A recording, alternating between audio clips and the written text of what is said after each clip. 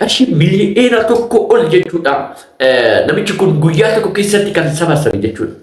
Namarraa jechuudha. Akkamitti telegiraamii isaanii haggodhe jechuudha maatiiwwan Waaqayyoo.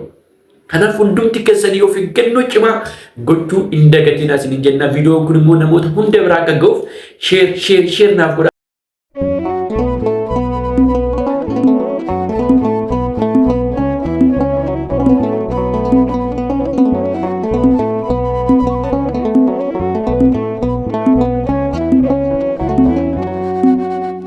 Nageenyi Waaqayyoo isiniif haa baay'atu. Maatiiwwan Waaqayyoo akkam jirtanii, akkam yoo nageessan, akkam turtan baga guyyaa kabajamaa fi jaalatamaa kanaan hin geessan hundumti keessaniyyuu. Egaa har'a of eeggannoo cimaa fi wanta irraa barachuu qabdan tokkoon isinitti hima hundumti keessaniyyuu. Keessattuu ijoolleen madaamii biyya alaa keessa hojjetan hundumti keessan viidiyoo kan akka xumuraatti nu dhaggeeffadhaa maqaa Waaqayyootiin sirriitti irraa barattu wanta isin fayyadudhas. Kanaaf hundumti keessaniyyuu dhaggeeffadhaa isin jenna. Akkasumas immoo namni hundiyyuu akka dhaggeeffatuuf viidiyoo kana yeroo hunda caalaa ammatti jechuudha sheer nuuf godhaa. Ammas dandamu sheer nuuf godhaa. Egaa obboleettii teenyaa faarfattuu Zammaarit Alam jedhamti. Mudannoo guyyaa gaddaa yookaan kaleessa kan mudate tokkoon isinitti himaa irraa barachuu qabdu jedheeni. Irraa barattu wanti kun akka isinirra hin geemne jedheeni maatiiwwan Waaqayyoo. Maalidhaa? Obboleettiin teenyaa Zammaarit Alam jedhamti. Asirratti kan argitan tana jechuudha. Isheen biyya Ingilaand jirti jechuudha. Garuu Itoophiyaa biyya keessa jechuudha. Kallattiin bilbilli bilbilamaaf ture. Bilbilli sun yoo bilbilamuuf isheen hojiirra gatii turteef yeroo sanatti hin kaasne. Kaza Telegram irraan liinkiin wayii ni ergamaaf ture. Liinkiin kuni liinkii sana maalidha jettee silaa akkuma liinkuma kaan seete liinkii sana tuqxe. Liinkii Telegram irraan ergameef sana jechuudha. Liinkii sana yoo tuqxu Telegiraamiin ishee hunduu haakite jechuudha. Haakite jechuun ni to'atame. Jara liinkii ergameef sanaan to'atame jechuudha. Wanti isaan barreessan akka obboleettiin teenyaa Zammaarit Alamtuun barreessiteetti itti fakkaata jechuudha. Maaliif forfaayilii shumaatiin akkaawuntuma isheetiin seenan jechuudha. Liinkii ishee hoogganan maal godhanii kompiiliitii faak godhan bakka feek goonan hundumti keenyaayyuu haatamuu dandeenya jechuudha. Wanti nuti haasofnu hunduu akka nuti haasofnutti godhanii isaan nama biraatti haasa'uu danda'an jechuudha. Obboleettiin teenya akkasitti jechuudha. Telegiraamii ishee akka jalaa ta'e yeroo sanatti fira ishee kan ta'an akkasumas immoo isheen namoota sirriitti telegiraam irraa dubbistu toppiteetii kan jedhaman yookaan sirriitti hin jiraatire. Amma fakkeenyaaf nuti namoota sirriitti dubbisuu kaane yookaan dubbisaa waliin haasaa turre jalqaba irratti baase jechuudha telegiraamiin. Kanaaf namoota akkasii sana Telegiraamii obboleettii teenya Zammaarit Alam kana jala aataniiti jechuudha. Maqaa isheetiin barreessanii fi maaloo ani rakkadhee biyya ormaa gati jiraniif jechuudha immoo warri fira ishee ta'is namni namatti dhiyaatu namaaf gadda gatiteef rakkadhee yoo isin jedhan ni naata jechuudha. Kanaaf isheen ani rakkadhee maaloo na gargaara yeroo jettutti jalqaba irratti firuma ishee irra jalqaban jechuudha. Fira isheetti dawwalanii ani akkanatti rakkadhee maaloo qarshii amma kana na barbaachisa jedhanii qarshii hedduu jala fudhatan jechuudha maatiiwwan Waaqayyoo. Kuni barumsa akkasiniif ta'uufidha. Jechi koo hundumti keessanii akka irraa barattaniifidha.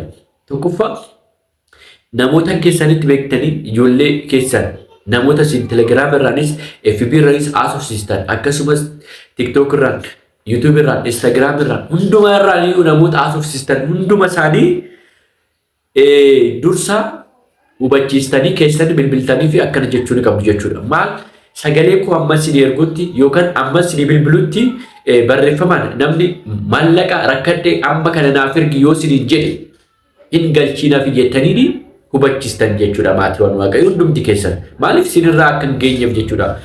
Namni akkas gochaa jiru kun dhuguma dubbachuuf guyyaa kaleessa qofa nama 35 ol haq godhe jedha. Nama 35 ol haq godhe jechuun birrii inni gaafatu immoo birrii guddaa ture. Birrii 85,000, 70,000, 90,000 dhibba ol gaafata jechuudha. Namni gasilaa rakkadhe maaloo dafii dhugaas hin jedhan rakkannee nutis bakka mallaqni kun bakka namni kun waa baay'ee rakkate ta'a. Rakkate bakka hedduu rakkate ta'a. Kanaaf nama kana erguu qabna jedhanii hundumtu keenya yoo nutti dhagahama jechuudha. Kanaaf obboleettii teenya kanas gaa warra firashii hundumaa jechuudha. Namoota sirriitti isheen ittiin dhiyaattu wajjin haasofsiistu moobaayil baankiidhaan ammuma tiraansfarnaaf godhi jedhanii maallaqa hedduu jalaa fuudhanii jiru jechuudha maatiiwwan Waaqayyo. Baay'ee tokko nama gaddisiisa dhugaa. Kanaaf hundumti keessaniyyuu immoo of eeggannoo cimaa akka gootan jechuudha. Nama tokko ofaan miti isaanii kan dhufan jechuudha. Firoottan keessan waliin haasoftan hunda keessanii rakkadhe maaloo ani biyya akkanatti wanta akkanaa ta'e jedhanii dura naannoo kee yookaan immoo bakka kee qo'atanii kazaa barreessanii jechuudha. Akkaawuntii nama kanaa irratti amma kana qarshii amma kana ammuma naaf galchi ammuma yeroo ammaa yoo dabaretti hin ta'u jedhanii haala saniin jechuudha. Akkaawuntii nama sanii irratti namni sun immoo egaa waan ta'an hin beekan maal taate jedhanii dafanii galchaniif jechuudha. Egaa yeroo galchanii boodatti obboleettii teenya yoo bilbilanitti ishee akka hin taane obboleettii teenya irraa dhagahan jechuudha. Innaa baay'ee ulfaataadha dhugaa dubbachuuf jechuudha. Baay'ee tokko ulfaataadha. Maaliif yoo jenne obboleettii teenya irraa akkasitti hin dhagahan. Eegasiin boodatti immoo jechuudha obboleettiin teenya akka kan isheen taane erga barteen boodatti isaan nama kana qabsiisuuf baankii dhaqan jechuudha. Baankii yeroo dhaqanitti qarshiin baankiitti tiraansfar teessuun hundumti isaayyuu gara teelee birriitti namichi jijjiireera. Ilaa sirrittiin ogummaa qabeessa namichi sun hattuun sun jechuudha. Akka hin qabamneef irratti dafee maal godhe moobaayil baankii karaa teelee baankiitti jijjiire. Teelee birriitti jechuudha. Yeroo sana dhaqaa maatiiwwan Waaqayyoo namoonni baankii keessa hojjetan namicha kana yoo arganitti guyyaatti nama 35 akka haasofsiisu akka godhe akkasumas maallaqa hedduu miliyoona ol kan lakkaa'amu kan nama jalaa fudhate akka ittiin beekama jechuudha maatiiwwan Waaqayyoo. Kanaaf hundumti keessaniyyuu maatiiwwan Waaqayyoo warroonni nattis dhiyaattanii akkasumas immoo namoota hundatti dhiyaattan maqaa keenyanis ta'e maqaa keessaniin yoo sin haasofsiisan sin dura nama sanaa bilbilaati osoo hin ergiin maallaqa dura nama sanaa bilbilaati dhugaa dubbachuuf maaliif namni silaa namaaf hin gaddaa namni tokko rakkadhe yoo sin hin jedhe amma kana maaloo qarshii amma kana yoo sin hin jedhe sin akkuma nama sanaa seetanii ni galchitu jechuudha.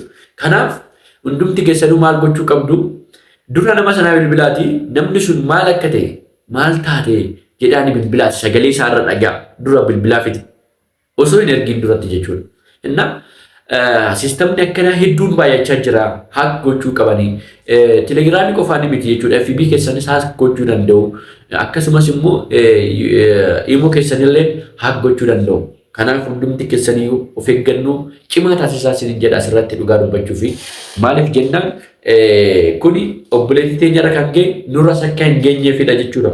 Nurra sakka hin geenyeef viidiyoo kana hundumti keessanii namoota hundaan biraan naaf gaasin jedha akka irraa barataniif. Akka hin goyoomneef akka hubachiisaniif maatii isaanii firoottan isaanii namoota isaaniitti dhiyaatan dhugaa dubbachuuf amma yeroo kanatti namichi kun hojjetaa jira.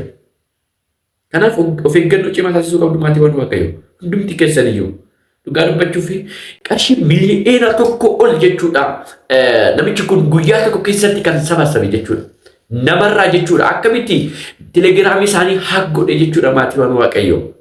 Kanaaf hundumti keessanii of eeggannoo cimaa gochuu hin dagatiin isin jenna. Viidiyoon kun immoo namoota hunda biraa akka ga'uuf sheer naaf godha kompiiliingi godha obboleewwan keenya biraan gaa obboleewwan keenya hundumti isaanii akka hubatanii wanta kana dhugaa baay'ee ulfaataadha.